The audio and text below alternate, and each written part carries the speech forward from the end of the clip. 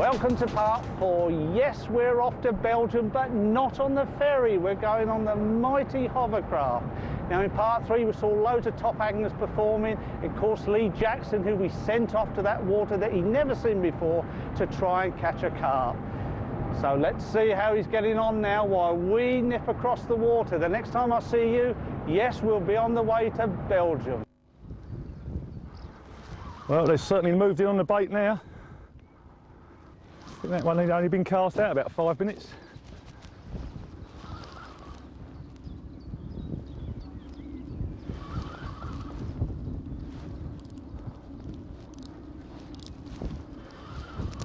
Right, this is when you've got to be ever so careful with braid, because it's got no stretch in it.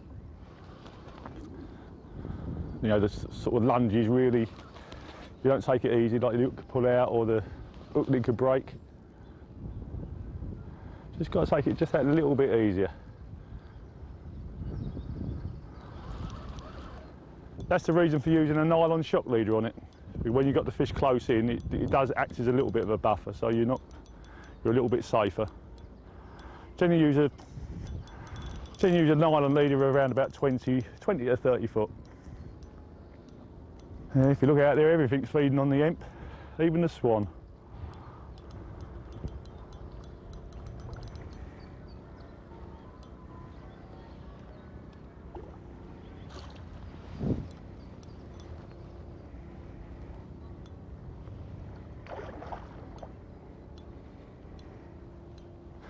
Now, I started off with 3 different presentations, and it's definitely like the snowman presentation, pop up in a bottom bait. Definitely the one that's paying off. So I'm fishing 2 rods on that now, and I've got one. I think I'll swap the other one in a minute. That's what I always tend to do. That's what I always recommend you do that. Once you find a method that works on the day, change all your rods over to it, because that's going to be your best chance. Not as big as the last one, but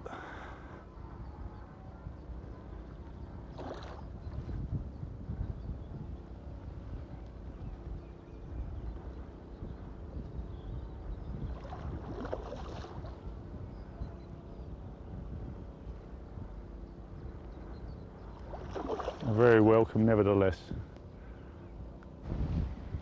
There she comes. I take it ever so easy. Wait until they're completely beat.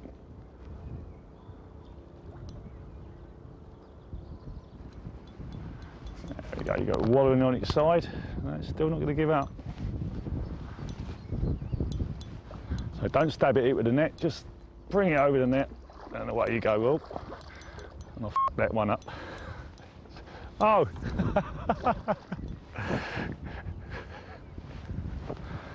Well, weren't meant to be, was it? But that's it. That's carp fishing. You lose some, you win some.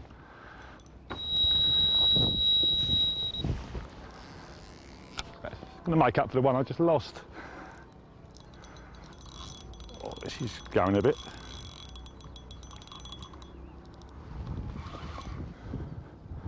As I say before, you've got to be ever so careful with your braid, because there's no stretch in it whatsoever.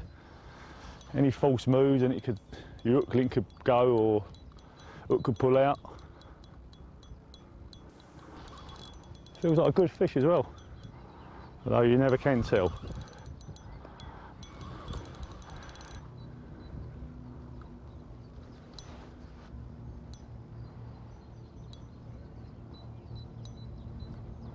Always keep your rod up when you're playing them.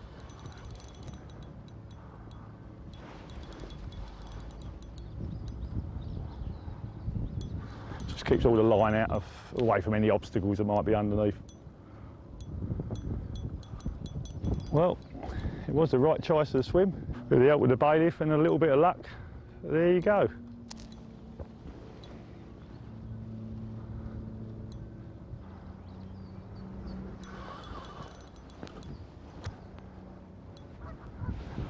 Common this time. Maybe not as big as I thought, but sometimes you get that though, the old commons sometimes fight just that little bit harder.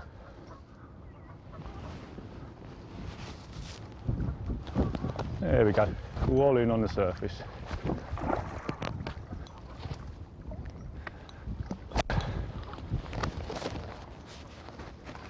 Well, that's pleasing. Second one of the day. Not bad for a new water. So you get your rod tucked right out of the way. As I said before, many a fishing rod has been broken at this stage.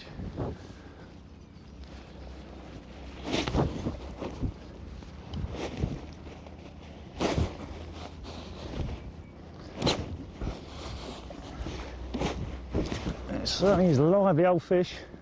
The main thing is don't be afraid to get slimy. You're going to get messy and slimy, but don't worry about it. It's better that than the carp gets damaged. There we go, common of 18 pound. You get all nicely slimed up and go home smelling really, really nice. Still, that's what carp fishing is about.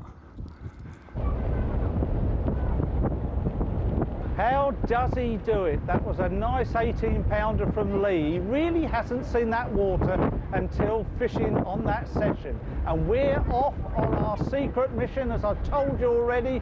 We're in mid-channel on the way to Belgium to meet Theo and Johnny, two of the top Belgian carp anglers. And here we are, yes, we're in Belgium and we're down at the lake. Now, first and foremost, all I've caught, Johnny, is bream. I know there's some carp in here. Give us an idea. I mean, tell us about the water. How big is it and stuff like that? The water is about 60 acres and it's about 2.5 meters deep till 7 meters. And is it a gravel pit or sand pit? Or? It's gravel and sand. Right, okay. Yeah. And I mean, I know you've mapped out here quite a bit on the lake, and I mean, how have you done that? Have you done it with a marker float, or have you done it with an echo sounder? Or? We went with the echo sounder, we went with a marker floater with the boat. Right, okay. All the lake around. Me and my friend. Right, okay. And I mean, the features that you've been looking for when you've been out, give us an idea. I mean, what are you looking for? For gravel. Right. Higher ground. So we have to do it step by step, meter by meter.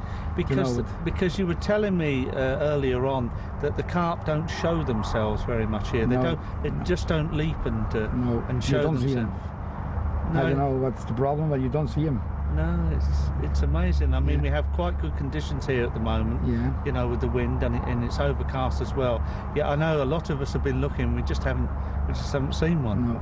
That's quite extraordinary. Yeah. Mostly at night, but not too much.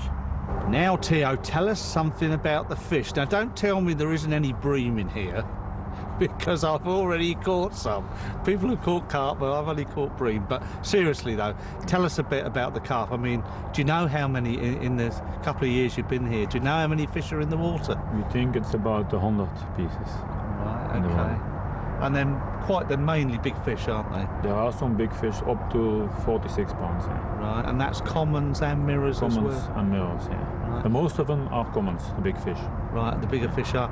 I mean, if you were to catch what would you call an average size fish here? 25 pounds to 30 pounds. So they're all sort of big fish, really. Yeah. Now, I know we were looking earlier on. You've got this marvellous album, yeah, with all these, and you meticulously keep records. Yeah. Tell us. You were telling me early on, but just tell us again. How many individual fish have you got so far? Now 98. 98 different fish. So, I mean, on that, I mean, in England, if we thought of that, we would think that there possibly might be as many, maybe as 150 different fish in this water, and they're all mature big fish, aren't they? They're just amazing. I mean, I saw a common earlier on that had scaling that was sort of misshapen on it. Is that an unusual fish, or are a lot of them like that? There are more of that, yeah. I think 4 or 5 fish, common fish, common carp. Do you know what causes that? No? Don't know. No. I mean, when you came here, these were all mature fish. You've told it been here a couple of years. Yeah. And I mean, why do you think there's no small fish in here to start with? There are some also small fish, but we didn't catch them. I think when we more fish with particles, we catch the small fish. Yeah. But we only take bollies, fish with bollies, and the most fish done are 20 pounds and higher. So the other ones on particles, you're saying you're getting smaller ones. These are like 10 and 15 pounds? 10 and 15 pounds. Oh, so there are fish of that size. Yeah. Have you ever seen them successfully spawn here? Yeah, this year I see them spawn successfully. Yeah. Did you see any real big fish that you perhaps haven't caught yet? No. No? The biggest fish that I've seen, we catched.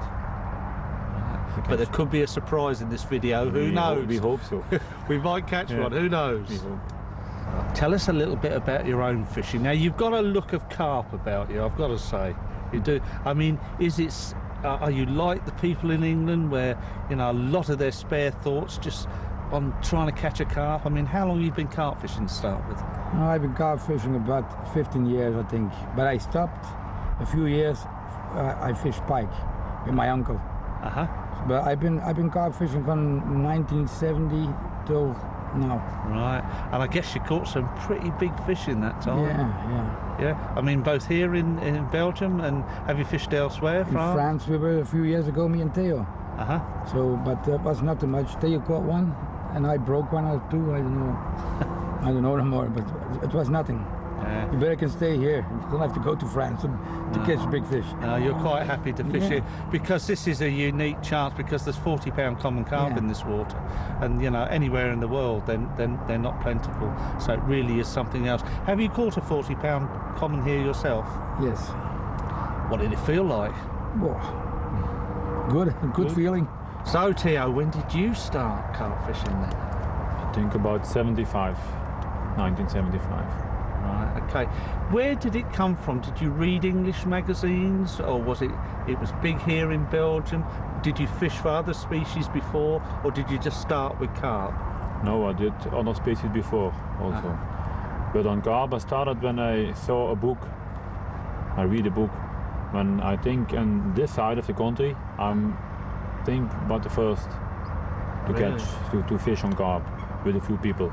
Right, so there wasn't many people at all doing it then. Gee. You are everywhere you are alone. You can pre-bait on every lake, you are on yourself. And nobody else around. And you've caught some pretty big fish as well, because I mean, I know not only in this country, but you've been to France as well. Fish up to 50 pounds, yeah? Yeah, gee, I mean, they are really stupendous fish. I mean, what's the thrill for you still with carp fishing? Is it just the size of the fish? Is it because they're beautiful, they're quite difficult to... I mean, what's the real kind of nugget, you know? What really drives you on in carp fishing? Sometimes difficult to catch, and then when you work for it, you are...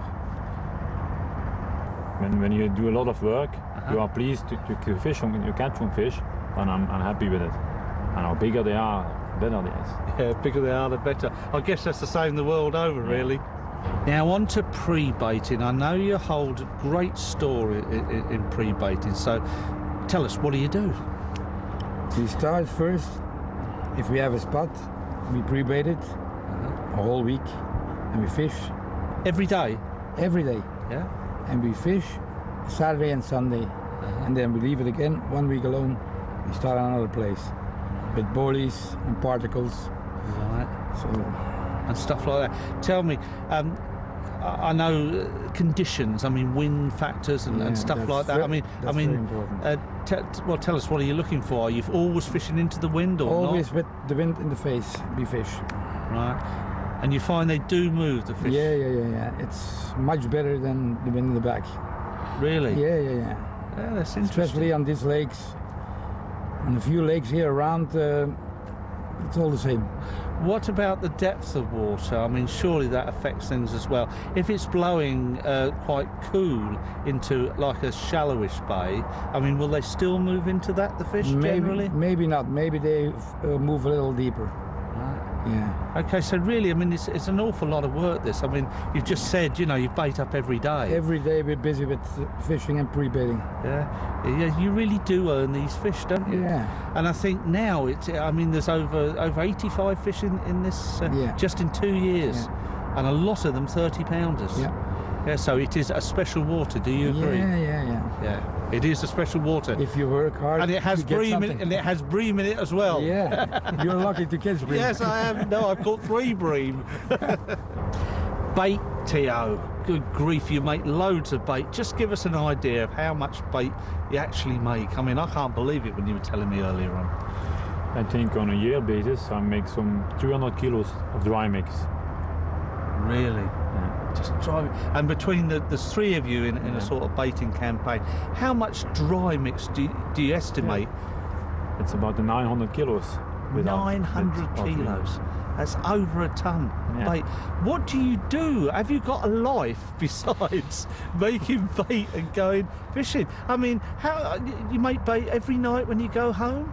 Almost every day, yeah, I make bait. Okay, great. And this is your own. Give us an idea. Is it a fish meal bait? Fish meal, mostly fish meal, yeah. And winter bird mix. Right. Okay. And particles as well. So you're doing them. Sometimes with particles to start at a new place. Yes. We take some particles with bodies. And the last days only bodies. Right. The fascinating thing I heard as well that you were saying earlier on that you're baiting up not only different areas in this lake, but you're baiting in the course of a week other lakes as well. Yeah. I mean, how do you get enough hours in the day to do it? Yeah, it's a lot of work. A lot of work. Right. Are the lakes currently? I mean, are they all close by? I mean, seriously. Yeah, or- that's the advantage that we have. All the lakes we fish for, it's maybe 10, 15 lakes between 15 minutes drive. So that's no problem. We got a river, a canal, and some big pits, little pits. So it's the canal as well then? Yeah. Oh, right. And there's big fish in the canals too? The biggest fish in Belgium are in the canals. Are they? Yeah. Gee, yeah, I think I've heard that. I mean, we've had it back into the UK. Mind you, with 40-pound commons in this water, I mean, most people would be satisfied with that, I Yeah, think. yeah. You know, are the commons bigger in the canals? Yeah, much bigger. Much bigger, yeah. Fish over 60 pounds? We've got one in Belgium that's dead now, a few years ago. But I think within a few years there are going to be some more 60 Is that pounders. scoop? Is that what they call scoop? That fish? Scoop, yeah. Scoop. That's right. Ah, yeah, that did die a few years ago. That's above 30 kilos. Yeah, it's a So that's monster fish, monster yeah. fish, yeah. Well over 65 Oh, yeah. pounds, yeah. Never mind anything else. So you two are absolutely what we call in the UK hook, line and sinker into carp, you know, just big style. Everything is revolved around, you know, making bait and pre-baiting. You never, as you said earlier on, you'd never contemplate fishing somewhere unless you pre-baited. That really is an integral part, Yeah. of what it's all about. We do that for years and years now. Right. We catch a lot of fish on that way. So you're gonna staying doing that. You got a lot of trust when you pre-bait in a place. You have more confidence in it. Yes, that's right. Yeah, and as you say, goodness me, you're catching them. You know. Yeah. I mean, a lot of big fish, real lot of big fish. Thank you very much indeed for having a little natter with us. And now it's on to see how that little demon, that one with that real sexy moustache. Yes, it's Frank Warwick. Let's see how Frank got on his very first session here on this Belgium lake.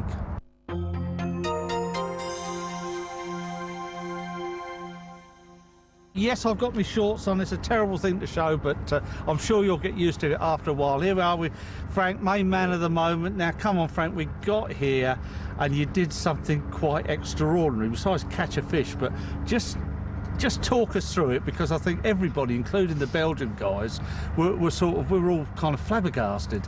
Yeah, well, one of the things I do, Chris, is a habit I've done for years, is my rods come out first, and then they go away last, apart from my landing net, of course. And I sized the water up and I thought, this is just screaming for it. I'm going to just put a 5-ounce sled on, a single bright attractor bait, mainly using winter, you know. But on this sort of water, it's perfect normally. And I blasted 2 out and lay them on the floor, set the clutches. Yeah, so no alarms at this stage. No, I just didn't whack have time them to out. do that, yeah. And one went within a couple of minutes. just amazing. Now, one of the things you asked the Theo and Johnny when we got here, and you pointed out from this swim, and I mean here there's a pretty vast expanse going out until the far bank. You've got plenty of room to cast and what have you. Well, the first one says, anybody ever put a bait out there? And they said, no. Yeah, well, I asked that question, and they did say that they've fished long, but I knew that if you're going to go to the trouble of boating out, they would never just drop a single hook bait. They'd probably drop a hook bait, but always put bait around it. So I thought this will never have been seen, and it turned out to be the case. So what happened with that one then, Frank? Well, I was dead chuffed, obviously. I got to run straight away. Yeah, also. And it felt a powerful fish as well, that did. And I felt the line grating. I was on 15-pound nylon, and felt it grating. Right. Gone through a mussel bed. Got out in the boat quick, and that were to no avail. It cut me off. Right, pinged. Yeah, but what excitement to start with, eh? And I mean, just single baits. Just give us your philosophy behind this. I mean, you use it successfully in the UK. I mean, you know, without going into too much depth, just give us a brief synopsis of why you think the method is good.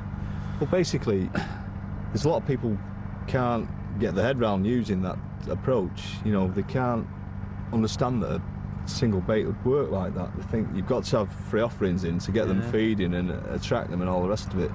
But you'll inevitably find that even if they're approaching a baited area, they've got to pick one bait up first. Yes. But when you've got just the single hook baits there's nothing to compare with. And I'm obviously probing. I can move, and I'm not scared of leaving a baited area. So once you've put your bait in, you're a bit tied to it, aren't you? Yes, yes. I've got none of that. I can wind in every 10 minutes if I want to and probe a lake of this size, 60 acres. I can be all over the place finding the fish. Right, but also to identify that bait as well. These are where these crazy colours come in. I mean, bright fluorescent pink. That's right. Mega reds, ridiculously orange baits. And I mean, you believe this is part and parcel of the single bait approach? Yeah, it's the visual thing. I mean, if I was to use a black or a dark brown bait, if there's fish higher up in the water, it's quite clear, this water, luckily. If there's slightly higher up passing, moving through somewhere, it's just dead obvious, you know. And I've got the attractors in there that I use, and which will, you know, perhaps cover at some stage, but it just drags the fish down. I mean, action tells you all you need to know, and it's worked everywhere I've ever used it in the UK and abroad for me now. Everywhere? Everywhere, without exception. Right. The area we're in here, certainly where Frank's fishing, it's sort of like a beach area. It's a little bit sandy here, and there's quite a bit of room to move. And of course, it's enabled everybody, including all the Belgian people that have come to see us here, to witness the incredible Warwick cast. In fact, I've got to tell you folks, he's done his finger in as usual, and you didn't bring your gloves, did you? No, it was a bit of a rush, and quite a lot of work on and things, and I shut off and forgot my leather glove that I normally use and my finger stalls. So unfortunately, I've suffered some quite severe line cuts. Yeah, that's right. We've had a little bit of blood everywhere, but of course to watch the Warwick cast is quite amazing. It truly, Frank, I mean, some of those casts that you were putting out in good conditions, I mean, they had to be going, what, 130, 150 yards? No, a bit more than that, Chris. A bit more than that. Yeah, I mean, really, you just couldn't. I can hardly see them land. Well, with that gear with 15, it does cut you down a bit. So I guess about 160 with 15. But with 10, I can get 190 plus. Now, casting style and technique was one thing, Frank. Just run us through the tackle you're using to get these incredible ranges. Well, first of all, the rods I'm using are the Century FMJs. Yep. I prefer the 12-foot rods because I'm not as tall as some people, so I'm 5'9", you know, and they just suit me, and they're perfect for this type of fishing. Believe me, they're about 3 3/4 pound test curve, roughly, and I'm using the new emblems with the reverse tapered spool. Right. And you were telling me earlier on that you really do feel it makes a difference. Yeah, I'm certain of it. It's fatter at the front and thinner at the back. Yeah. Which is in direct opposite. Yeah, you wouldn't think it'd work, would you? But it does. Right. I've done comparisons with the conventional reels, and I must confess I'm getting more. Right. And I'm using either 12 or 15-pound GR60. Right. I started off with 2 reels with 12 on and 2 with 15 on, to be honest. And 5-ounce leads, corded leads. Dan makes them up, you know. Safety clips. Yes. I'm using quite long hook lengths. Right. And That's about it, really. Bit of tubing. Shot leaders. Shot leaders. Let's just get on to that. I nearly forgot the old shot leaders, Chris. Yeah. 30-pound nylon I'm using Daiwa sensor in this instance. Right, okay. And the guys were telling me that they're not mad on people using quicksilver on this place. Right. Because there are a few snags, and they think a lot of the fish, which is nice to hear, and they don't want any fish losses to, you know, create a tether situation with quicksilver, which is fairly tough stuff, as you know. Okay, now I've seen you pay great attention that the leader knot is at the back of the spool. Yeah, I've watched it when you were casting. That's right. Yeah, and I know that, and the drop you have is sort of what I call a medium drop, but it's just that incredible tip speed. That's what you seem to achieve. I know you're swinging, you know, you're swinging back and forward. And I don't know how you get the accuracy doing that, because you're not, half the time you're not seem to be looking at the water, but you somehow are accurate. But it's just that getting that moment right. Yeah. Yeah, I mean, I do different styles of casting, but when it's not convenient to lay the rig on the ground, I can get adequate distance with it swinging. I let the lead swing away from me until I feel it pulling on my finger, and then I just use speed, really, you know. Yeah. I seem to get the rods really locked up and compressed. Yeah. So. I mean, it seems to me the bait was landed in a position that most people who boated out of bait would say, that's far enough. Yeah, that's what I was hoping to achieve. So, yeah, that's right. know. Well, let's talk about some of the fish. I mean, you know, I mean, unfortunately that one was lost to start with, but my God, you were soon on the go then. Well, that's right. As soon as I realised, you know, it was a viable proposition after that first take, I knew I'd get more takes, and I had one fish in the night. Actually, the guys had baited up for us. You know, they were really decent blokes, and they'd prepared swims and things. And even though I was doing what I was doing, to suit myself, and very much like, you know, like doing my own thing, I thought, out of decency, I best put one on the guys' baited area, as soon as they'd done the homework for me, you know. And that one went in the dark, actually. I had that gorgeous 27-pound common, the one with the scales that were altered. Yeah, that were twisted on the back there. Yeah, dead unusual fish. Yeah, very, very unusual fish. Deep-bodied as well. Yeah, I was chuffed with that. Yeah. Oh, yeah. Wow. What a fish! And then it carried on, didn't it? Yeah, I had 3 more fish, but they came to the blasted rods. Just talk us through, Frank. I mean, I'm just looking at your setup here. It's just out of camera shot there, but everything's mega tight. I mean, and there's 5 ounces on the end of that lot as well. That's right, yeah. I mean, what were you getting? Were you getting sort of knocks and stuff like that? Well, obviously I use the quiver arms in case fish run towards me, you know, that sort of range. I want quick indication. Yes. And fortunately on here they've screamed off. Amazing. Absolute amazing runs. I've hit them and they've just kept going, you know. Yeah, that's taking line off there. 70 and 80 yards. Yeah, fantastic. Yeah. And we've got these incredible bobbins as well. I reckon everybody on the bank that don't even have to see Frank fishing, you just look at these bobbins. You have a look at these in a minute, folks. They're 3 inches of bright fluorescent material. You've got one the of big those goes, isotopes and got got really big isotopes inside. So everything's locked up.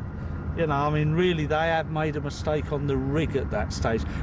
What's the most successful rig that you've used here? Have they all come to? Just tell us. Bit of snake bite, wasn't it? Yeah, I'm using 25-pound snake bite, which is something that I really like using on most venues, you know. I have no problem with it. I'm exposing the last sort of inch near the hook. Yes. So it's flexible. I hold it over steam, move the, you know, plastic coating over it just gently, and it straightens it so it's absolutely bolt straight. Yeah. And I've got a perfect anti-tangle rig. So and baits, these brightly coloured baits. Now I noticed you the other morning. You were some of them were sort of very slowly, sort of almost critically balanced. Yeah, what I did, I had 2 that were shotted pop-ups, and I had 2 that were just wafters, almost bottom baits really, but just enough to take the edge off the hook. Yeah. So that if fish come near, you know, they'd find it difficult to not see them. They'll just lift enough. Yeah, that's right. Once that hook link straightens, that's it. They're in trouble. And I mean, it went on from then, the catches, didn't it, Frank? Yeah. There was a lovely common, wasn't there, to start with? In fact, there were several lovely commons as it happens. I mean, those really fought as well. I mean, one of them was a 28-pounder. I mean, just talk us through. What do you remember about that? It was a beauty. Well, it was just a blur. One of the ones that the funny thing is, like the guys were saying, normally I look for fish. You know, I use the infrared night sights and sit there at night looking for fish if necessary. I've not seen a single fish on this place. I've been looking for ages. So I'm fishing blind, so I've been roving the rods around, and I fancied going more left, some water that had been neglected. So put one on that, and it absolutely ripped off, and it must have took me 25 minutes to land that fish. Really? Yeah. Most incredible looking common, you know. Size is immaterial, you know. I know there's some big commons in here and things, but that to me was the... Yeah, I mean, it's very noticeable when you lifted the fish up. You can always tell these wonderfully sort of solid fish, because your fingers didn't even indent when you lifted it up. Didn't make any impression on it, you know. It's just a solid, rock hard, humpback, scale perfect common. That's right. Now, though I noticed you landing that fish through binoculars, of course I was with you with the mirror, wasn't I? Here we are, it's Monday morning, Frank. It's 9 o'clock, and guess what, folks? You're right, Frank has got a bent rod. Now tell us about it. You think this is probably a big one, yeah? Yeah, definitely, Chris, yeah. What's happened is I've had a fish in the night, about 2 o'clock in the morning. Yep.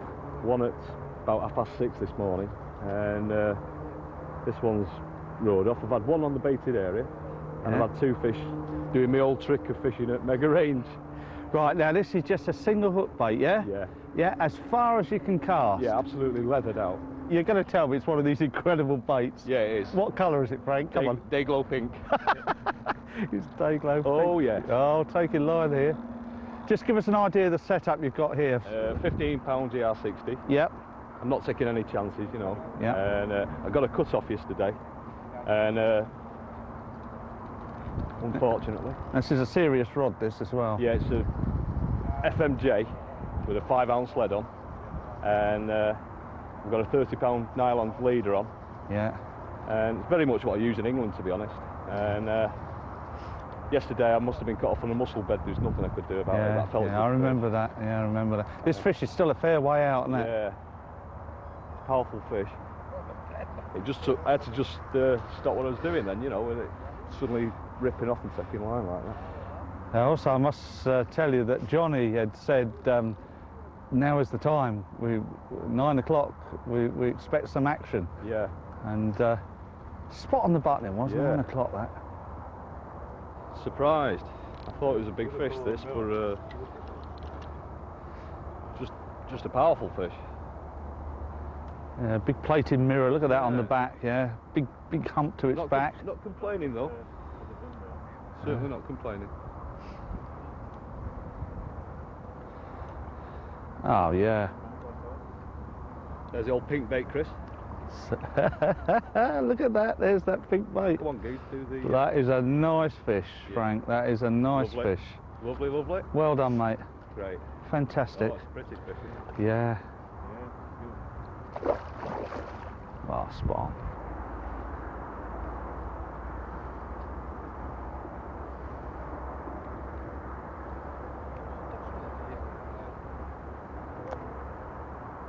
Good. 26, yeah. Yeah, 26 exactly. Well, that was a cracking fish, wasn't it, Frank? I mean, a really, well, just a lovely looking mirror, really. I mean, what's your memories of it? I mean, other than maybe the fight, yeah? Well, it's just unusual scaling patterns on these fish in here. You don't see many like that anymore. Yeah, I mean, the mouths are perfect, everything, yeah? Yeah, we had one fish that still had the curtain in the mouth. Yeah, actually. that's right, yes. And yes. the guys didn't recognise 2 of them, never seen them before. Yeah. Now that's interesting, isn't it? Because that we were talking about this fish on baited areas, and the one you caught in the baited area, they knew, didn't they? Yeah. So these, perhaps another theory of yours, you know, these ones you're picking up on single baits, aren't bait fish. No, quite possibly, you know. Have you found that in the UK?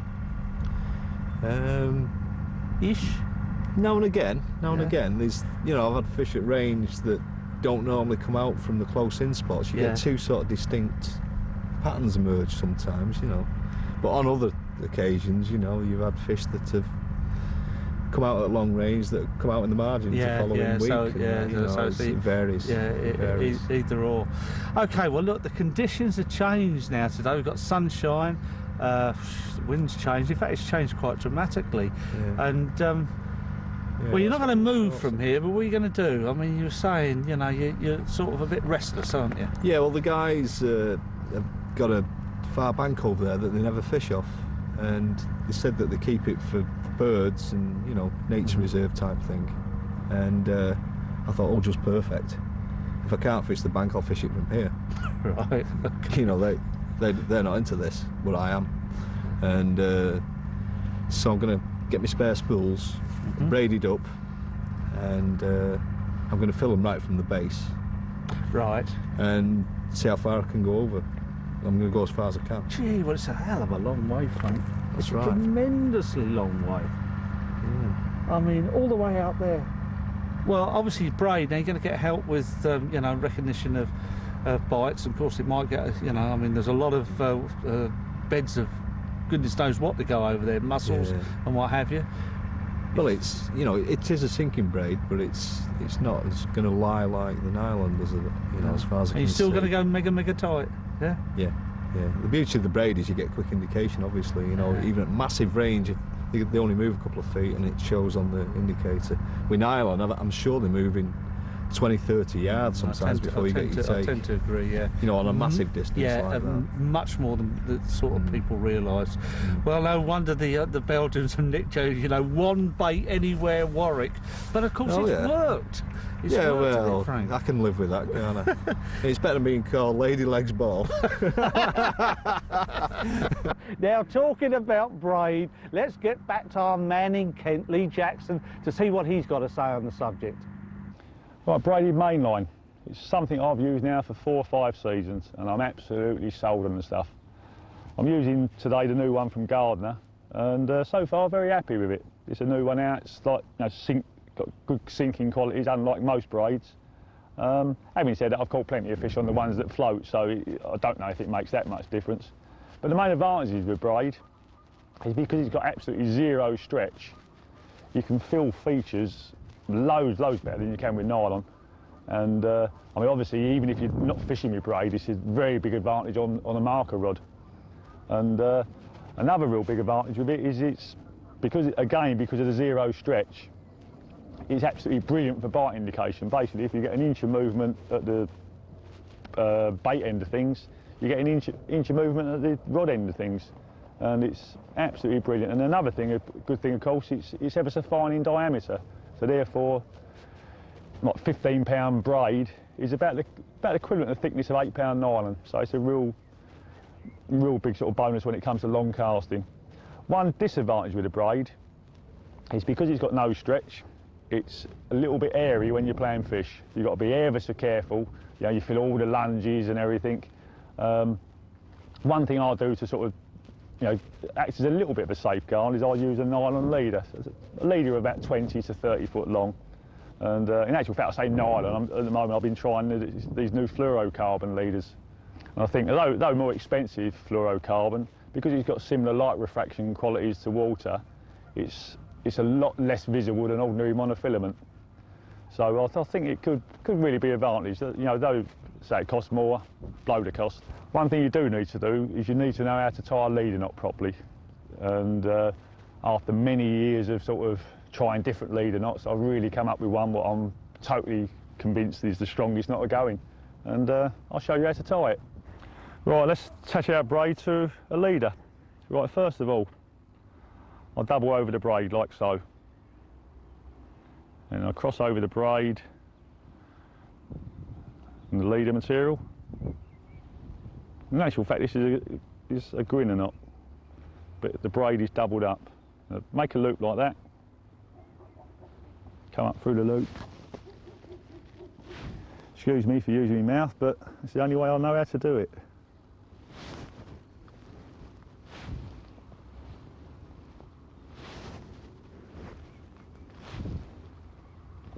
Right, pull that tight. Tuck these loose ends out of the way. Now you're going to do the same 3-turn grinner knot with the nylon or the fluorocarbon.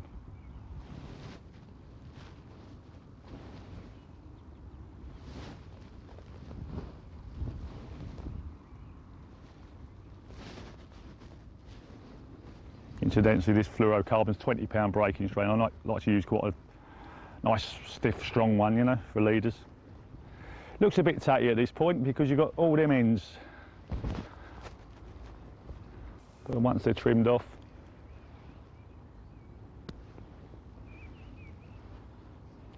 remember to pick up your bits of discarded nylon afterwards.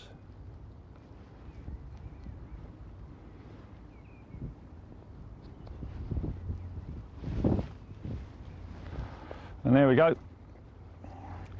That knot is actually probably stronger than the main line or the leader. It really is strong, and it's something that's, you know, so far has never let me down.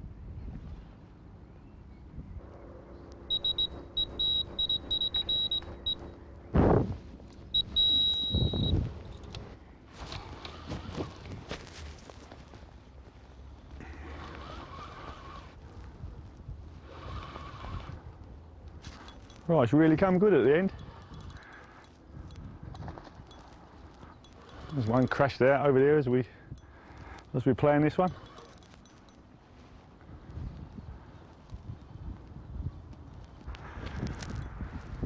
Yeah, it's a drop back bite, this one, which normally, for anyone who don't know what a drop back is, it's when the indicator drops back, which normally happens if you're fishing with a semi-fixed lead, which I am, and it's a case of the fish picks up the bait and moves towards you. In them circumstances, it's always nice to have sort of fairly heavy indicators so it registers better.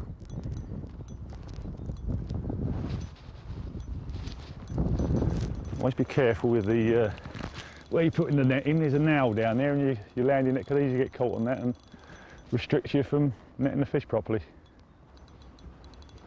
I haven't really seen this one yet, so I haven't got a clue to how big it is. It's like another common.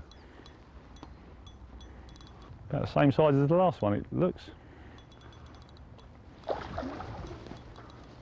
Twisting, turning, and, you know, clear water.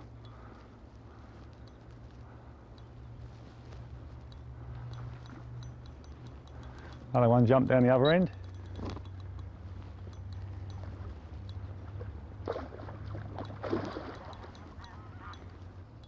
Let's take it nice and easy. There we go, he's almost beat now. Go on then.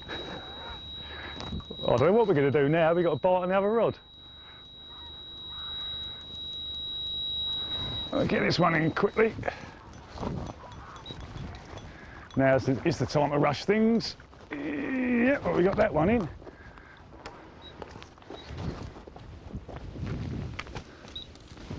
I'm getting too old for all this. Yeah, and we've got one on the other rod now. What a day!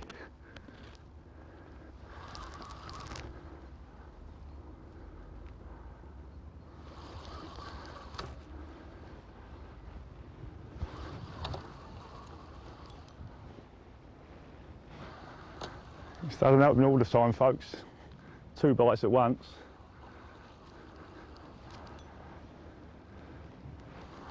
We're going to have real problems in a minute because we've got the landing net full of a carp of about 18 pound and another one on the end of this one. So I'm going to have to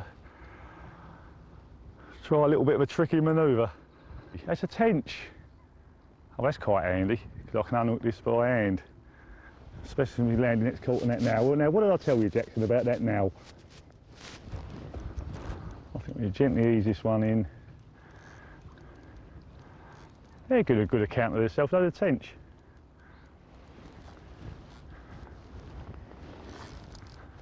I'm going to try and unhook him in the edge.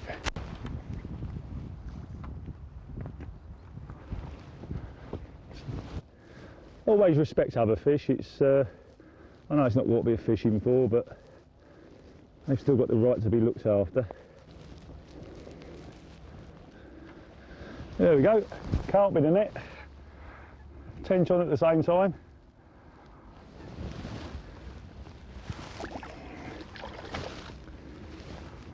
There we go.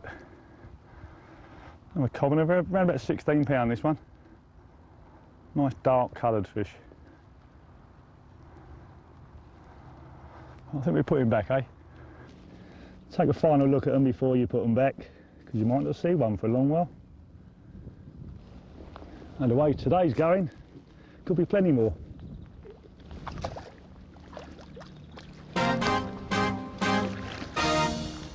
What an angler. I'm sure if that second fish had been a carp, he'd have landed it as well.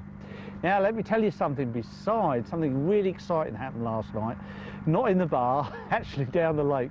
Because besides Frank Warwick here with us, we've got Rick Gardner himself. And last night, Rick had a personal best, a clonking great 36-pound mirror. I tell you what, the smile was from ear to ear, and everybody here, in fact, we all had a whiskey on it on the side. But yeah, what a fish, a 36-pounder. So the bigger fish are starting to show now. Who knows what we'll end up with? Little tail. Yeah, look at it. Hey, Grandad. Look at the lights.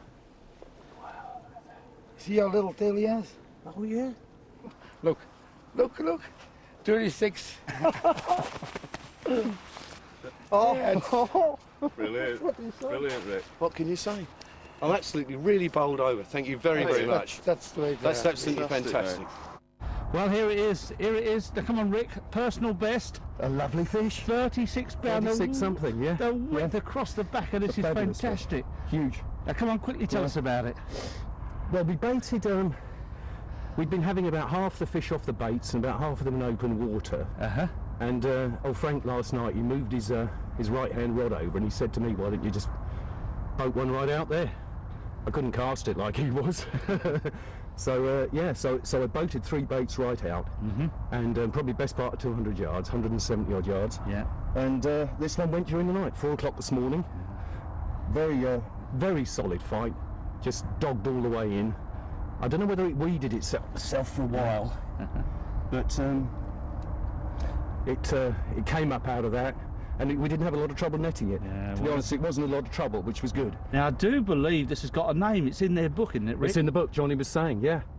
It's called Small Tail. Small tail. And that's the reason why. Yeah. Real big That's bulk. it, Small Tail.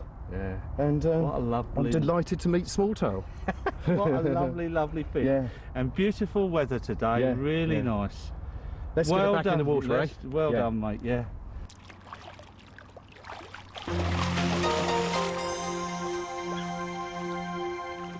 I know you caught a lot of big fish in your time, but you seem to be running amok lately. I mean, all over the place. Yeah, things have been going really well. I'm on a roll. It just sort of keeps going and going, you know. I'm having a lot of fish. Yeah, and home and abroad, yeah? Yeah, everywhere. It's just all come together, you know. Just give us an idea. I mean, somebody thinking of going abroad, I mean, obviously the #1 destination for most English anglers would be France. Yeah. Now, I mean, do they need to go right down the south? I mean, give us a rough idea. Well, if you've got quite a lot of money at your disposal, casting's an idea, but it's very busy nowadays. I've heard. Talking to Simon Crone, he says, you know, there's a lot of people on there all the time. So set your sights a bit lower and stick to I would suggest the northeast part of France, the big reservoirs.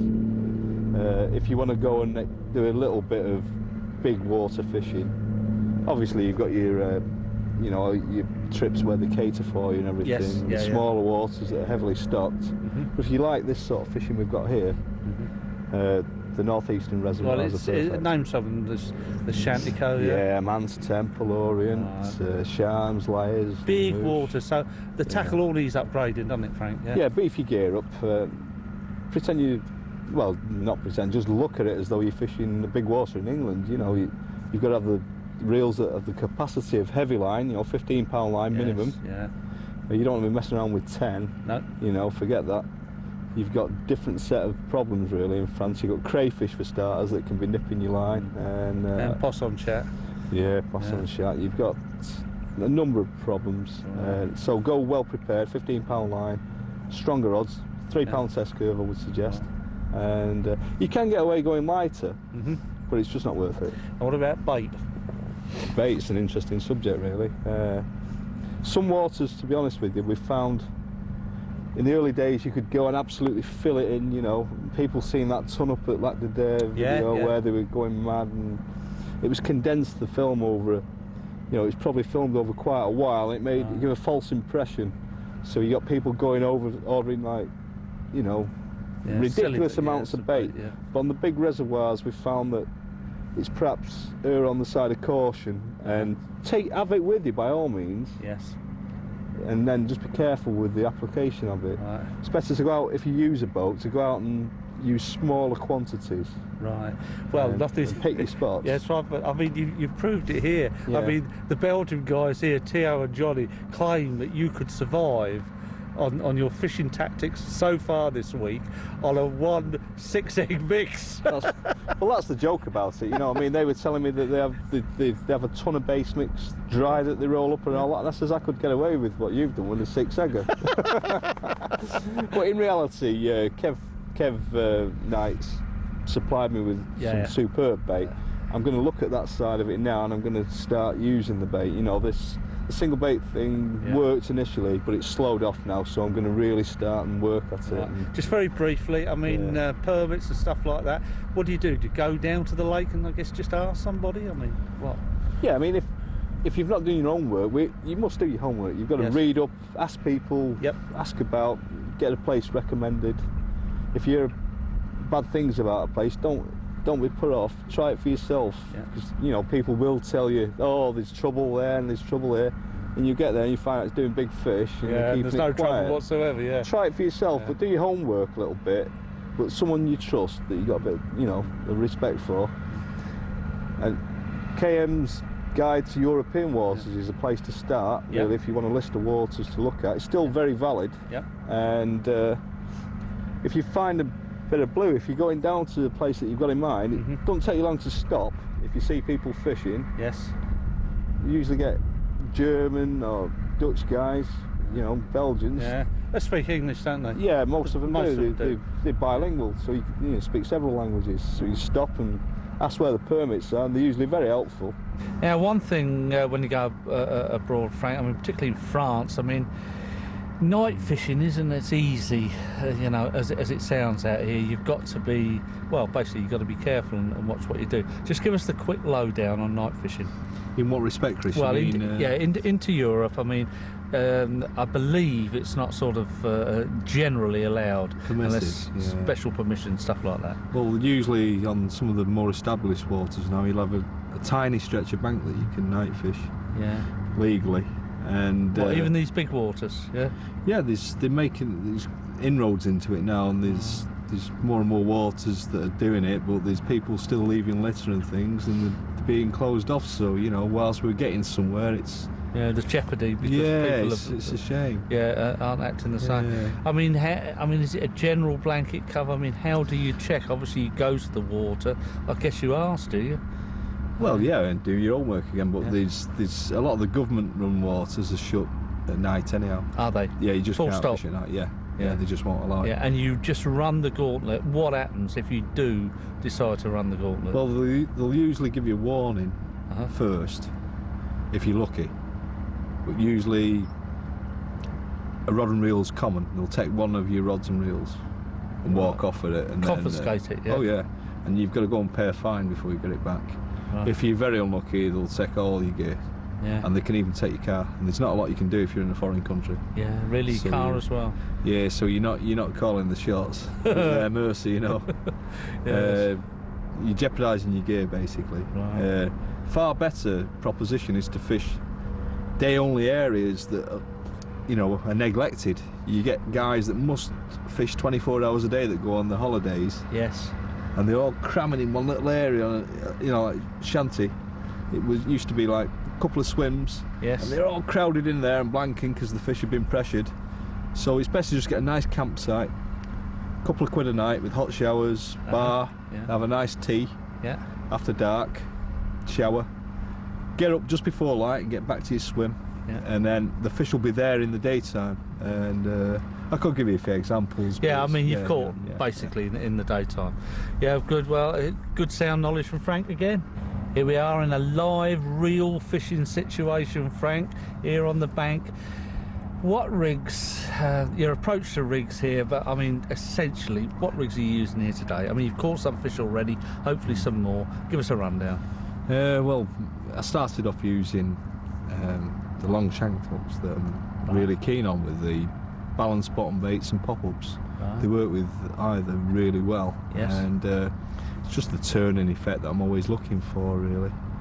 You were showing me actually with it going across your hand, and it only had to move carp, and it, 5 mil actually, Yeah, Chris. yeah. 5 mil. yeah, and it would turn automatically each Yeah. time. And it's the long shank with the down-turned eye. Are you doing it kind of sort of Gibbons style liner anyway? Yeah, even though it's got a slightly downturned eye, Yes. it's not as pronounced as some hooks that you can get there long shanked. Right.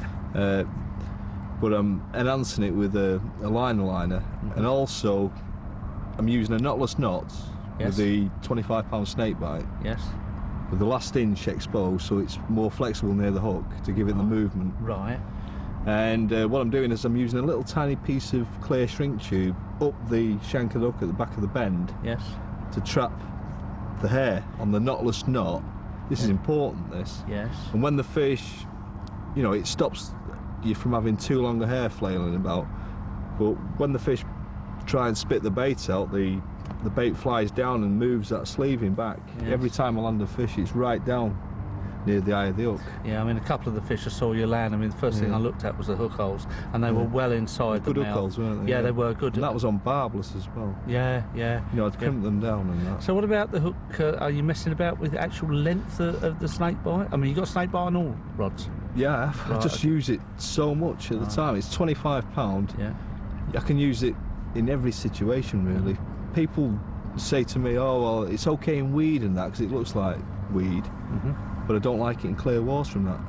I've caught in gin clear waters in winter that where the fish are really, Yeah. you know, cautious, or It's so you super think. spooky, Yeah, yeah. it's just working everywhere. I do like nylon things, but when you've got mussel beds and that, I like the extra security it gives you because that coating takes a lot of hammer sometimes. Yeah. You know, I'm quite pleased with it. So, I mean, you got four baited rods out in the water at the moment. What are they? Different lengths? The actual length? Well, normally, Chris, I would use some as short as 6 inches up Yes. to 18 inches. Right. You know, I've got no inhibitions about using longer hook lengths. But I got a couple of takes fairly early on, and it gave the game away. I did vary them to start with, so now I've I've sort of homed in on what was working Yes. because of the nature of the bottom. I've checked it out and felt the lead across. Yeah. I was feeling for silt, and there was areas of clear sand and that, so I could get away with them. Sort of average Yes. length seemed to be the one. You know, it was about, I suppose, 10 inches. Right, something like that. Yeah, and I noticed a lot of southerners that fish gravel pits. You know, no sort of generalisation about this, but a lot of the guys that fish down south, they tend to use much shorter hook lengths than we do up north on the silty waters and that. Right. And when I've been down onto the gravel pits, everyone was going, oh my God, look at the hook length that fella's using, you know.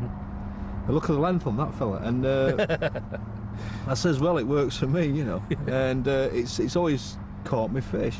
So I've messed about, and Mind you, in the end, it's the old confidence thing. I mean, you do have confidence, you know, in these kind of things, you know. It's as simple as that, Frank. well, it is a confidence thing, but at the end of the day, I start off trying different Yeah. length hook lengths, find what's working quickly, and then I'll just put them all on it. Yeah, put them all on it, yeah. With an open mind to change if I think there's something not quite working. you Right, know. okay. Now, can I go on to something which I think out of all this video, certainly when we started talking about it, seemed the most incredible part, and it's going to be quite a spectacle, this, to see this done. Yeah. First of all, I know it's called the cannonball. Exactly explain what it is, and then the thinking behind it. Well, it's just a bit of a sort of joke name we have for this thing. Had this brainwave. We were fishing on some of the deep reservoirs in France, Yes. and a lot of the time you're using a small dinghy, so it's not feasible to use an anchor to stabilise the boat while you drop your rigs. Yes. You know, because we're fishing beyond casting distance a lot of the time. Yeah. So you're on the drift. There's a big blow on. You love it when it's windy because all the fish tend to feed more on the big winds. You know, southwesterlies and what have you. And stronger the wind, the better. So obviously you're out in the boat, you're dropping a rig, and you're going about 20 miles an hour. So you're dropping the rig and then chucking bait Oh, after yeah, to it. try and get it close to So it. in effect, if you're in 30 feet of water, the bait's nowhere near. You're missing it. Yeah, you're fishing a single hook bait, Yeah. which works, but when you want to fish bait, it's a problem. Yeah. So I thought I want to get down there without the undertow affecting it. So I was using tigers, which we found particularly effective in the hot weather. If you go in June, July, August, tigers, Right. top bait, more than boiling it wouldn't seem. right. So the medium to carry the tigers down to give it weight was just scalded trout pellets, dead simple. Right, so moulded into a ball or whatever. Yeah, I mean I was using response pellets and it was just scalding them with boiling water, just letting it cool down a bit, and so it was just like, you know, like a matchman's ground bait method type mix. It was a giant method feeder basically. Right. A 5-ounce flatliner Yes. on a safety clip Yes. with the rubber only just on a couple of notches, Yeah, so that you barely easily held. lose the Yeah, lead. Yeah, barely It's a held. pound of lead, Right. small price to pay for losing the lead. If you're near snags and that, the fish barrel to the top. But I was getting this big ball, and I mean I have to say some of them were ridiculous. I was going out on the boat and they were like 6 pound in weight. You know, like a They're giant, like footballs, like then, a football, yeah. So you've got trout pellet impregnated with say 50 tigers, Yeah. 3 tigers and a piece of cork on the hook, or just a couple Is that of big inside the tigers. ball? Yeah, you put it all inside yeah, it on right. a short That's hook length, drop Right. off lead, Yes. go out to your chosen spot and then woof over the side. Hits the bottom in 30 feet of water or whatever you've got. Super heavy. You're getting yeah. nuisances will sometimes eat the pellets, Right.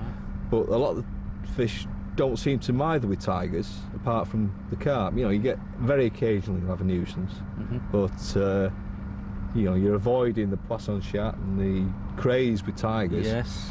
And it's been superb. We've had some mega hits. We had 31 fish in 2.5 days. Blimey.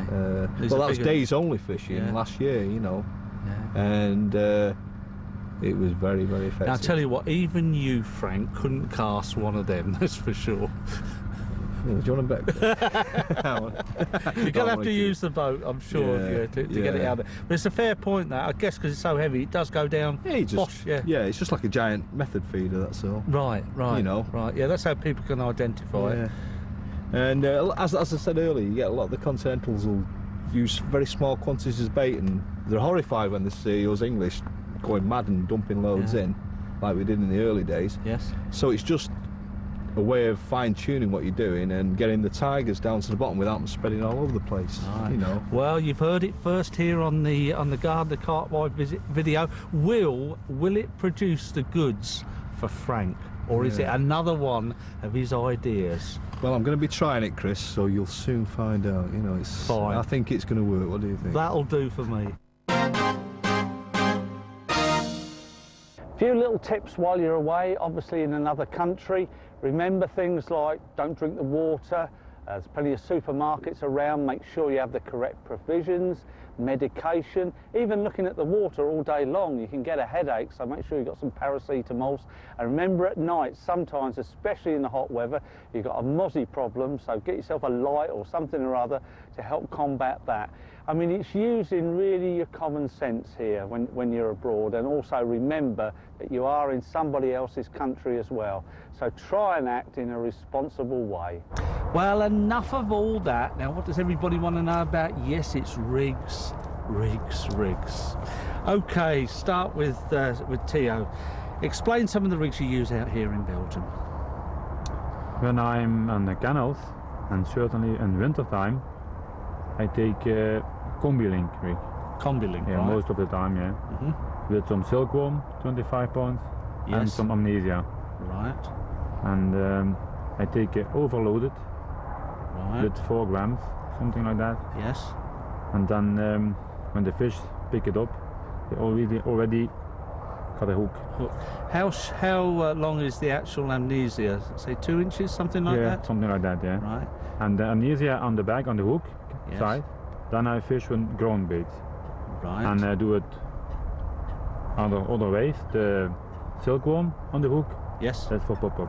Right. For And the pop-up. amnesia on the other side. Right. Okay. I understand. Okay, that's one rig, and I did see some snake bite. I saw you messing about with some snake bite. Yeah.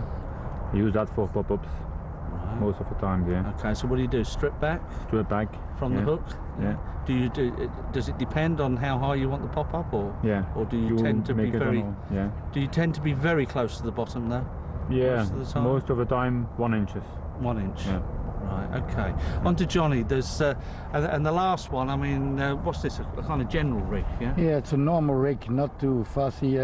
we take it all the time when we pre-braid it. We pre-braid it a lot. Then we take a very, very simple rig. With silkworm, 25 lb, a Christian hook, Yes. and talon tip hook. Sorry, talon tip hook. Yeah. And we just do it the normal way. It's a very, very simple rig. Right, okay. The hairs, do you tend to have the baits a long way away from the hooks, or does it depend? Yeah, Because but these are big fish with very big mouths. Yeah. yeah. I even catch fish with the hair from 10 inches. 10 inches from the hook. Yeah. And you didn't foul hook them or anything like that? No? In the mouth? Back just right, Yeah. the blade in the underside and the beneath of the lips. Yeah. I must admit, the majority of fish, certainly, well, nearly all the fish that we've landed here that I've seen, the hook holes for everybody, you know, they've been very, very good. Once they go in, you know, generally, all right, we've lost the odd one or two, but generally they've been very good indeed. Yeah. Well, that's fine. That's given us a little insight into the rigs. And talking of braid, let's go over to Rick Gardner himself for a handy hint on how to tie a loop for the hair rig. This is a little gadget we've produced for tying hair loops. You form a loop like that, put it in the tool, close the tool up, twist away from you 2, maybe 3 times. That creates a loop like that. You pass the tool through it, pull that across, and then it slides off the end. And then you've ended up with the perfect hair.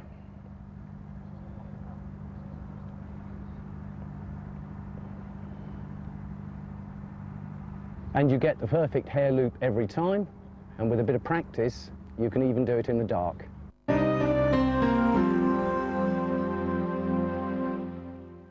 On to fish care just for a minute.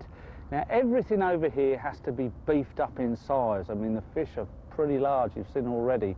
And it's popular out here, and here in Belgium we're using sort of hooking mats that have got polyballs in. They're big, everything is well padded out, you know. If there's a group of anglers, obviously, if you're visiting a water, it's always useful for common sense stuff like somebody's got some water to put on the fish and so on and so forth.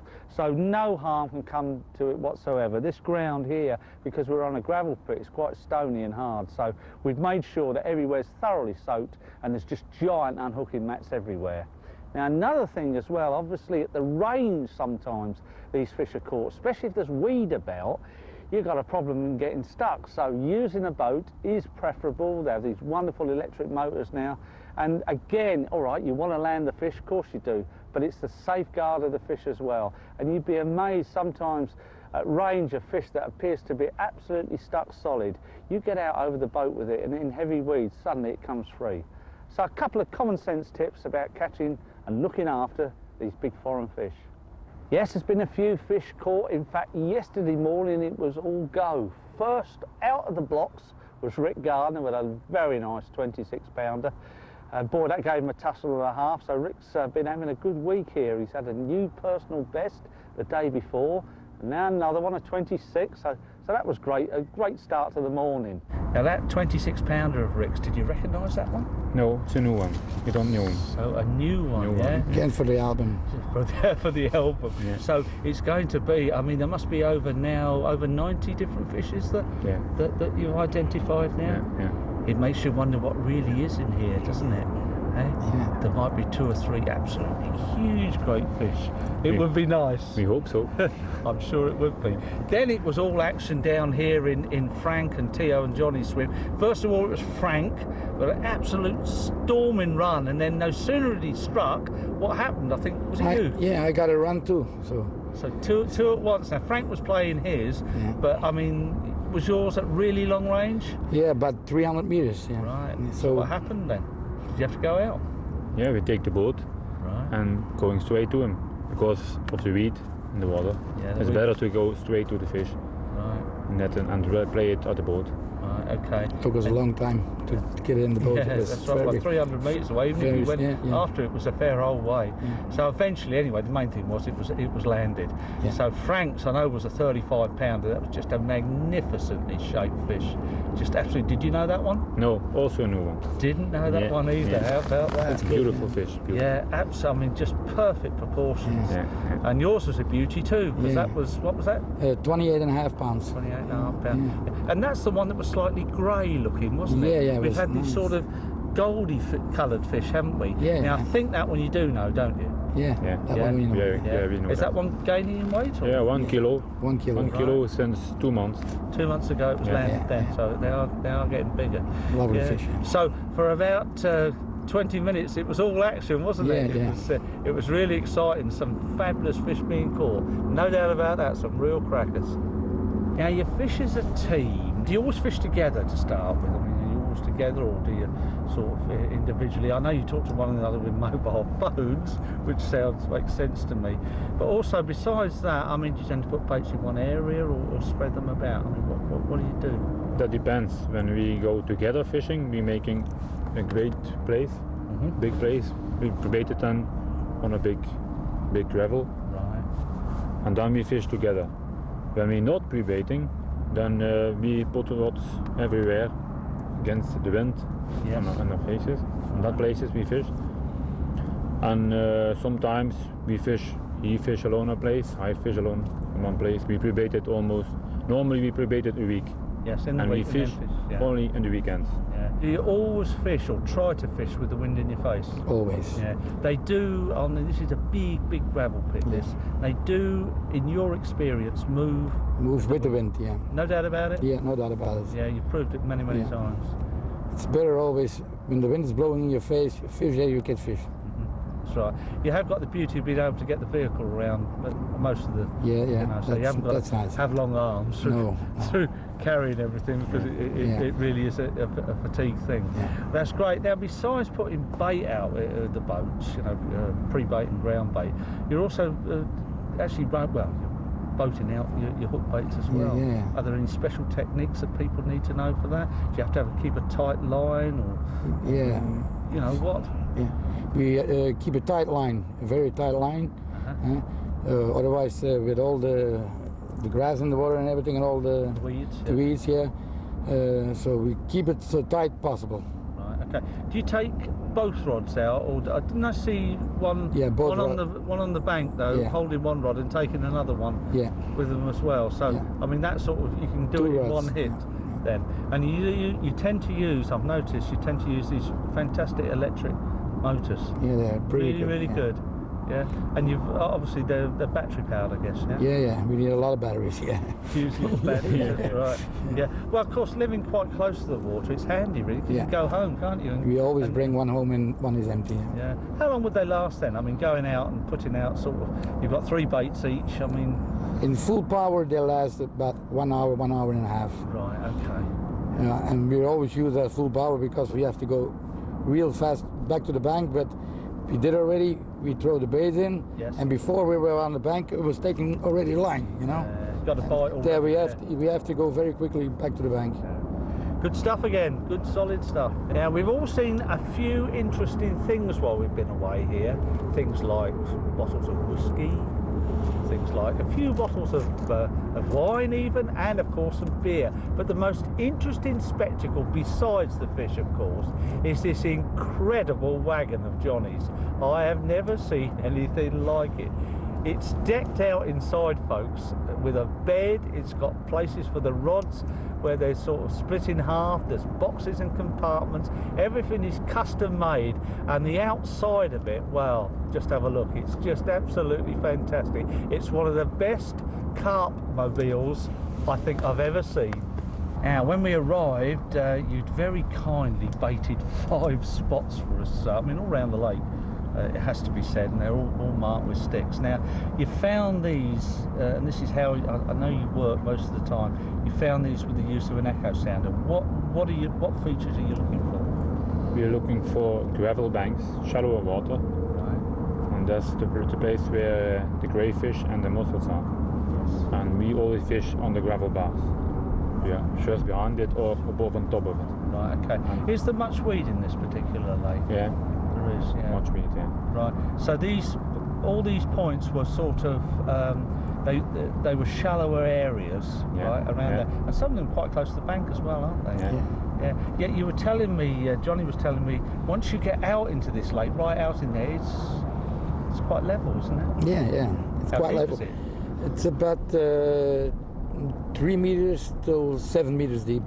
Right, and it's quite uniform, isn't Yeah, it? I haven't actually seen it. I'd like to go out and have a look, it takes a few hours to find something. Yeah. You have to And do. then once you've found that feature, then you're quite happy, and then you start your whole, I guess, the pre-baiting thing. Yes, yeah? that's the way it works. Yeah, yeah, and do it. And my God, it's been fantastically successful, isn't it? Yeah. Absolutely amazing. In fact, talking about echo sounders, I mean, we'll go and see Frank now, and only Frank Warwick could use an echo sounder in pitch dark. Yes, Frank's going out at night finding fish on the echo sounder. So come on, Frank, what's all this messing about in boats in the middle of the night then? What do you mean messing about, Chris? Give over. You've seen how effective it is before. I certainly have. Yeah. What it is, a lot of people use echo sounders, especially on the continent, you know, and a lot of the guys, you hear them say, yeah, they're okay for finding features, and that's about the lot. Yeah. I don't agree with that at all. They've got a backlight on for a reason. I go out in the nights, weather permitting, you know, as long as the conditions aren't too rough. Because inevitably on the continent, a lot of the fish feed at night. Yes. So I thought, well, there's no point in trying to find the feeding areas in the day, because they tend to move out, you know, or they'll move to a different area. So I thought, if I'm going to be catching them at night, I want to know where they feed at night. So I go out at night with the sounder on, with the backlight. Bob's your uncle, it just reveals everything. And believe you me, that they are carp a lot of the time. There's a few bream amongst the ones that we were demoing, you know. But generally it's paid off, and we've had some fantastic catches using the echo sounder in the dark. That's right. Very, it very works, folks. It's as simple as that. Well, back on the subject of bait again. And let's have a look what Frank's brought with him. You have brought a bit of bait with you, Frank. Come on, tell us. Well, what I did have do, you but brought? there's not a lot left, Chris. No, they've been eating it. Well, the bream been eating it as well. That's right. I've got a selection of baits, as usual. I use mainline baits, you know, very popular with a lot of people.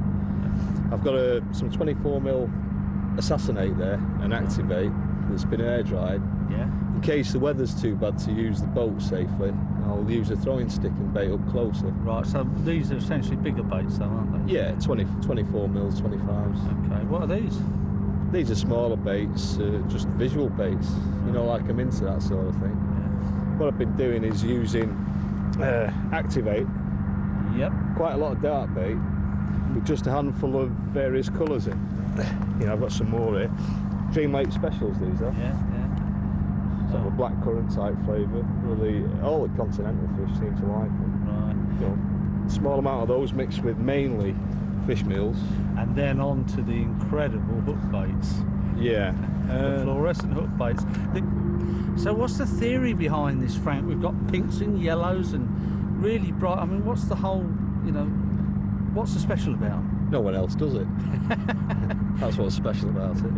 In fact, there's been a fair bit in the press lately about this, hasn't there? Yeah. And I mean, we've bore witness this week. I mean, all the carp, virtually all of them, have come on these baits. It's quite amazing, and at night as well, because you've got something to say about that, Frank. That's right. Whilst you've got the visual aspect obviously working in your favour, it's a lot more to it than that. I've had people say, oh, he's on cheap ready-mades or whatever, you know, thinking I'm on like any old bait, but it's not. I've made them all myself, these, and I fish them over the top of dark beds of bait or a little niche, like I was saying, and they're just out and out tractor baits. But when I'm on a hit like this, you know, and you've not got enough time to pre-bait like the boys are doing and all the rest of it, it pays off. Yeah. You know, I've not been in a place yet where it hasn't worked. There we are. Well, there's testament to it. Plus the fact, I've got to tell you, he hasn't got many left, because we've all pinched them. Yeah. And of course, this morning, Frank, what happened? One of these roared off, and in came a fish. How big was it? Just under 35, Chris. Gee, can you remember which one it was? Was it one of these real pink ones? It was a 2-bait rig with a pink and a yellow one. And that had been placed out by the boat. When did you place that out? The run came, what, 7 o'clock this morning? Yeah, about 7:30, and I put it out in the dark last night. Right, in the dark, yeah. Yeah. It just absolutely roared off. Well, that's a number of very good fish been caught this week, including some 30-pounders, and every one of them have come to these bright attractor baits. It makes you stop and think, I tell you.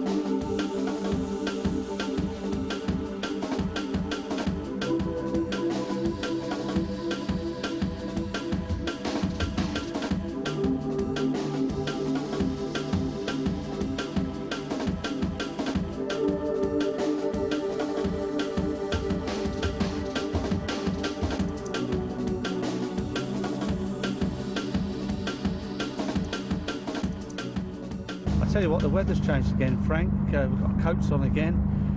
We've got wind coming from the southwest. It's gone a bit cooler. We've had quite an extreme of weather here. Yesterday we were virtually bivvy bound, weren't we? Yeah, all day. Absolutely torrential rain. Give us an idea. I mean, you know, because it's very flat, for instance, this country, and it seems to change so quickly, doesn't it? Yeah, well, a few times we've been caught out by storms, and especially in France.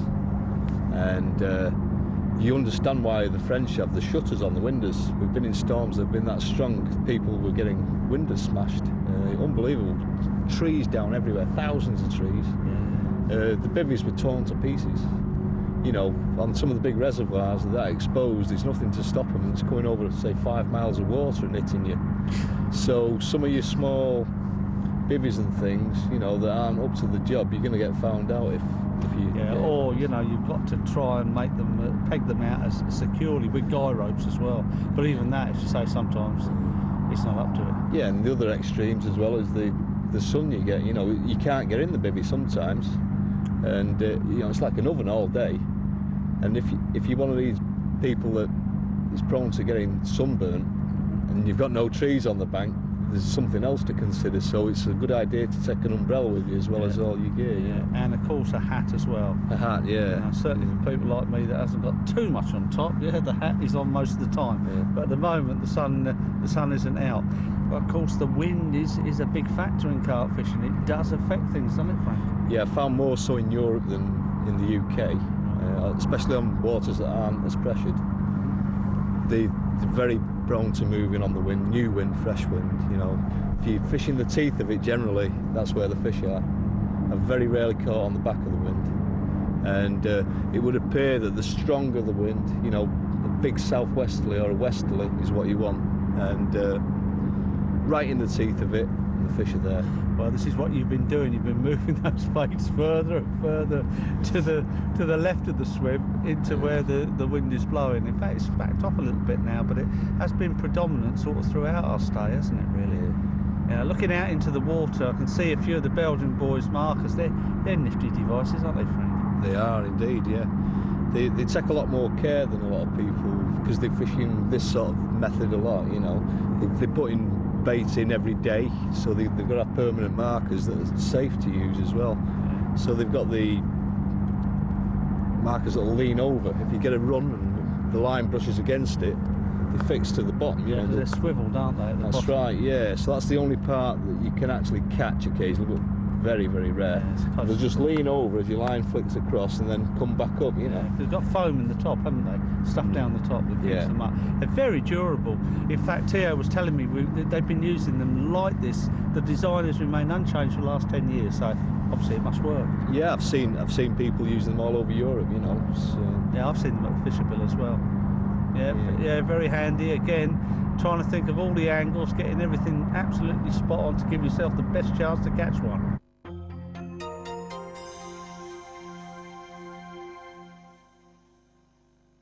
Well, this is the end of our trip to Belgium, and my goodness, we've had a fantastic time with Theo and Johnny and all the backup people. They haven't been able to do enough for us.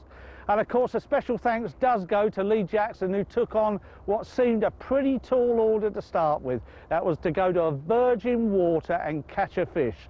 So we're all off to the ferry now while you go and watch Lee Jackson.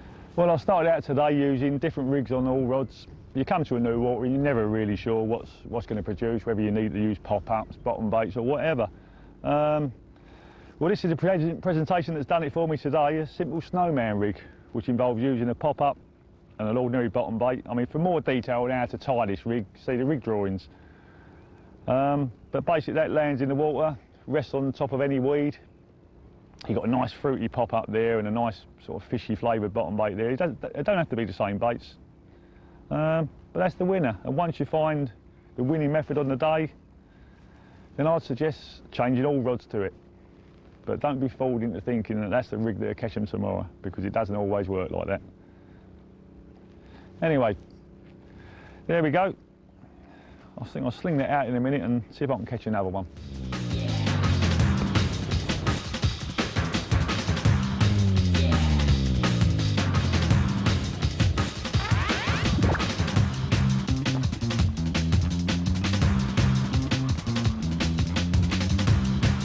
Well, just when it's gone all a bit quiet, the rain started and the bites have started again.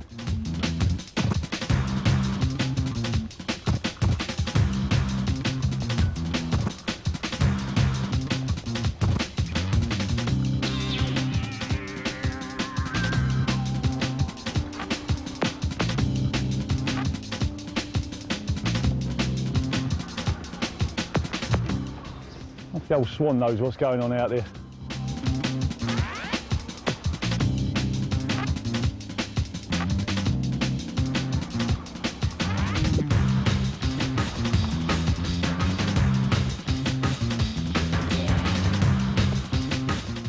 This one it's got quite a bit of weed around it, that's why it's not sort of dashing about too much. But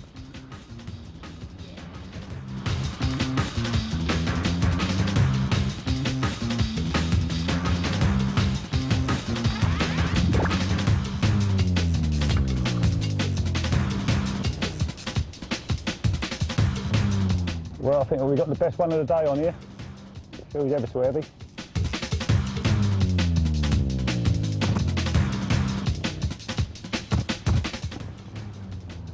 Nice big fat mirror carp.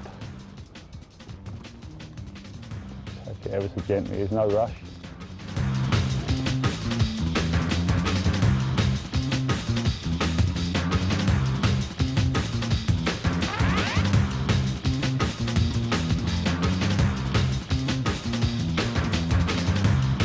Really hugging the bottom, it's sending all those bubbles up.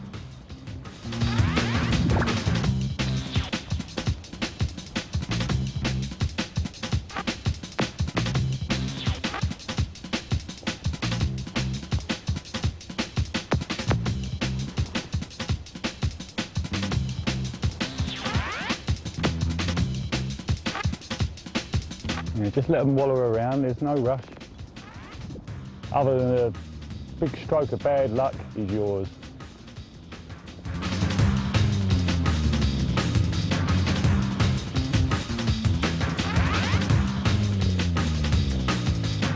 We're getting the better of it now, I think.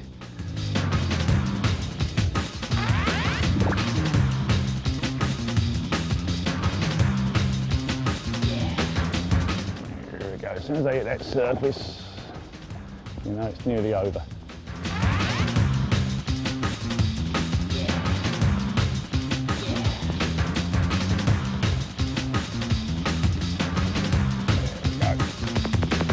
Yeah.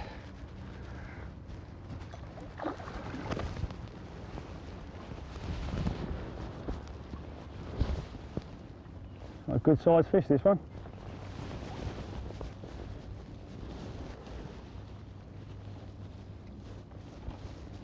You have to be ever so careful as well when you lift the net out of the way. It doesn't get caught in any obstacles like that now again.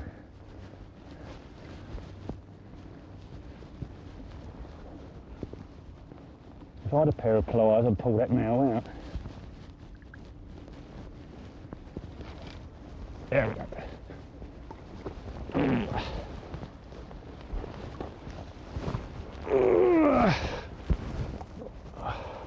Well, it's a nice one to end the day on. We've already zeroed the scales on the sling. 28 pound, I'll call it 28 pound, 8 ounces. So we go to the difference, we call it 28 pounds, 7 ounces. Oh mate, I'm well chuffed with that. New water, 2 20s, couple of other commons, decent commons. What could be better? Right, we've come to the end of the second video now. There we go, a nice 28 pounder being returned to the water. You're probably sick of my ugly face there. So until next time, see you again. And I'll see you again as well, hopefully.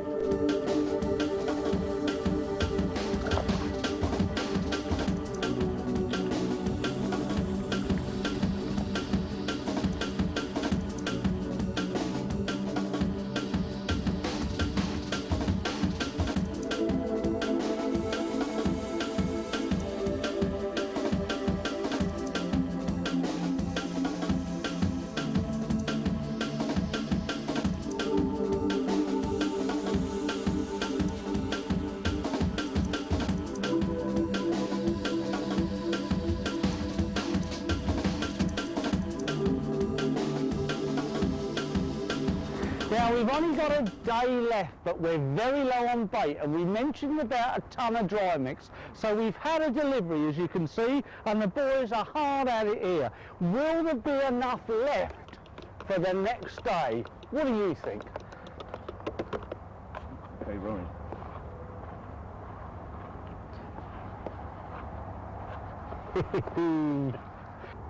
We're not going to run out of bait on this trip.